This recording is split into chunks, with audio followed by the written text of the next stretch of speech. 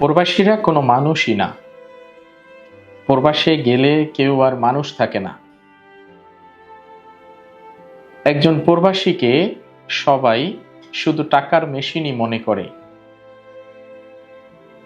তার পরিবার পরিজন, আত্মীয় স্বজন, বন্ধু বান্ধব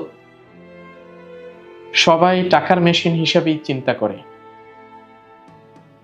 মাস শেষে একজন প্রবাসীর কাছে ঠিকই হিসাব চলে আসে কোথায় কত টাকা লাগবে, কিন্তু কেউ কখনো জানার চেষ্টা করে না বা জিজ্ঞেসও করে না একজন প্রবাসীর প্রবাস জীবন কেমন লাগে। চন্ডিকুমার মণ্ডল নামের একজন কোরিয়ান প্রবাসী গত 29শে মে ব্রেন স্ট্রোক করে মারা গেছেন। তিনি কোরিয়াতে গিয়েছেন 2010 সালে।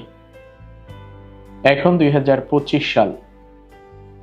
দক্ষিণ কোরিয়ার একজন প্রবাসী 5 বছরে গড়ে প্রায় 1 কোটি টাকার মতো ইনকাম করে। সেই হিসাবে চন্ডিকুমার মণ্ডল এই 15 বছরে প্রায় 3 কোটি টাকার বেশি ইনকাম করেছেন। উনি কিন্তু বিয়ে শাদিও করেন নাই। তাহলে এই 15 বছরের ইনকাম অবশ্যই ফ্যামিলির হাতে তুলে দিয়েছেন অথবা ফ্যামিলির জন্য খরচ করেছেন। উনি গত 29শে মে মারা গেছেন।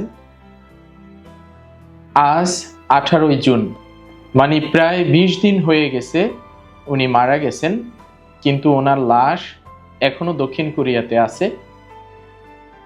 কারণ ওনার লাশ বাংলাদেশে নিয়ে আসতে 4 থেকে 5 লক্ষ টাকার মতো প্রয়োজন। যেই টাকাটা খরচ করতে ওনার পরিবার আগ্রহ দেখায়নি। যেই মানুষটা 15টা বছর প্রবাসে কাটিয়ে দিল, প্রায় 3 কোটি টাকার মতো ইনকাম করে পরিবারের জন্য খরচ করলো, সেই মানুষটার লাশ আজকে টাকার অভাবে দক্ষিণ কোরিয়াতে পড়ে আছে এবং এই 4-5 লাখ টাকা ওনার পরিবার খরচ করতে রাজি হয়নি। এর চেয়ে নিষ্ঠুর নির্মমতা আর কি হতে পারে? এই জন্যই বলেছি প্রবাসীরা আসলে মানুষ না, তারা টাকার মেশিন। যতক্ষণ সচল থাকে ততক্ষণ কদর আছে, যখন আর চলতে পারে না, টাকা দিতে পারে না, তখন আর তাদের কদর নেই। তাই যারা প্রবাসী আছেন তারা অবশ্যই সতর্ক হবেন। আমি সবসময় বলি, বিশেষ করে আমার শিক্ষার্থী যারা আছেন অথবা আমার আশেপাশের মানুষ, প্রবাসে গেলে আপনার ইনকামের অর্ধেক পরিবারের জন্য খরচ করবেন, আর বাকি অর্ধেক নিজের জন্য সঞ্চয় করবেন এবং সেটা নিজের কাছে সঞ্চয় করবেন। চন্ডিকুমার মণ্ডলের মতো এরকম হাজার হাজার লক্ষ লক্ষ উদাহরণ আছে আমাদের আশেপাশে, যারা ফ্যামিলির সুখের জন্য, পরিবারের সুখের জন্য প্রবাসে গিয়ে নিজের সুখটাই বিলীন করে দেয়। যাই হোক, চন্ডিকুমার মণ্ডলের লাশ দেশে আনার জন্য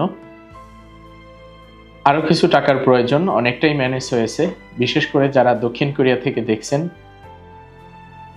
সম্ভব হলে সবাই যার যার জায়গা থেকে কিছুটা সহযোগিতা করুন।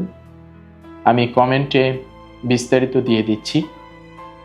এবং প্রবাসী যারা আছেন, এই ঘটনা থেকে শিক্ষা নিন, সতর্ক হন। শুধু ফ্যামিলির কথা ভাববেন না, নিজের কথাও ভাবুন। আর এমন দিন আর কারো জীবনে না আসুক।